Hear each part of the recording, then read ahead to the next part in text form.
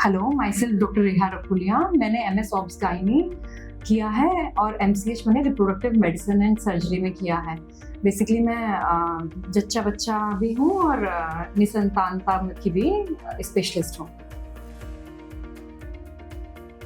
निसंतानता तब मानते हैं जब रेगुलर अनप्रोटेक्टेड इंटरकोर्स 1 साल तक कपल करता है, फिर भी उसका बच्चा नहीं होता, या फिर अगर 35 ईयर से ज़्यादा है तो इवन अगर 6 मंथ में बच्चा नहीं हुआ तो इवैल्यूएशन स्टार्ट कर लेना चाहिए। PCOD एक हार्मोनल डिजीज है जिसमें हार्मोन बॉडी में गड़बड़ हो जाते हैं। इसमें एक्ने हो सकते हैं, ओवुलेशन नहीं होता है जिससे कि इनफर्टिलिटी हो सकती है, गंजापन आ सकता है और बाकी छोटे छोटे सिस्ट बन जाते हैं ओवरीज में जिससे इनफर्टिलिटी हो जाती है।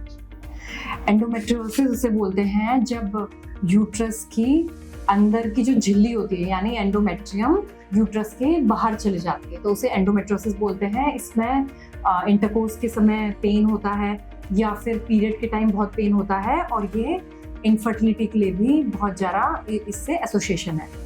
लेप्रोस्कोपिक सर्जरी मतलब एक छोटा सा कट, और ये जो छोटा सा कट है इसके ये लाभ हैं कि एक तो पेशेंट रिकवरी जल्दी हो जाती है क्योंकि ब्लीडिंग ब्लड लॉस कम है, कॉस्मेटिकली अच्छा है और पेशेंट डिस्चार्ज जल्दी हो जाता है, हील जल्दी हो जाता है। स्वस्थ गर्भधारण के लिए आपको 3 मंथ पहले फोलिक एसिड लेना स्टार्ट कर देना चाहिए। अगर आप अल्कोहल लेती हैं या स्मोकिंग करती हैं तो वो आप रोक दीजिए और पौष्टिक खाना, प्रोटीन रिच खाना शुरू कर दीजिए। एक्सरसाइज करिए, योगा, मेडिटेशन करिए, यही सब आप ध्यान रखना है। IVF के इंजेक्शन जैसे कि इंसुलिन होता है, डायबिटिक का इंजेक्शन, वैसे ही सब क्यूट लगते हैं, तो ये त्वचा की ऊपरी परत में लगते हैं, तो ये इसलिए दर्दनाक नहीं होते। थोड़ा अनकंफर्टेबल आपको फील हो सकता है बट ये दर्दनाक नहीं होता है। देखिए, IVF जो है 3 पार्ट्स में डिवाइडेड होता है। सबसे पहला होता है इंजेक्शन लगना, उसमें लगते हैं 9 से 12 दिन। दूसरा पार्ट होता है जो ओवरी के जो oocytes होते हैं उनको निकालना, इसको बोलते हैं oocyte रिट्रीवल। ये जो होता है 12वें से 14वें दिन में हो जाता है।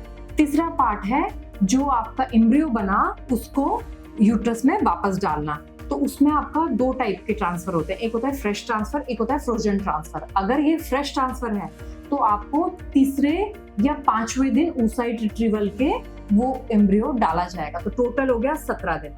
लेकिन अगर फ्रोजन ट्रांसफर है तो 1 से 1.5 महीना लग सकता है। देखिए, कई वुमेन जो हैं साइलेंटली अपनी प्रॉब्लम फेस कर रही होती हैं, किसी को बताती नहीं है, किसी को बताती हैं तो वो उसको गलत सलत सलाह देते हैं। तो बेसिकली अगर आप कुछ प्रॉब्लम ऐसी फेस कर रहे हैं तो तुरंत अपने डॉक्टर से मिलिए, अपने स्पेशलिस्ट से मिलिए, और ये समझ लीजिए आजकल टेक्निक बहुत एडवांस हो गई है और हर चीज़ का इलाज, बेसिक चीज़ों का इलाज संभव है। तो आप आइए, अपने स्पेशलिस्ट से मिलिए। Thank you.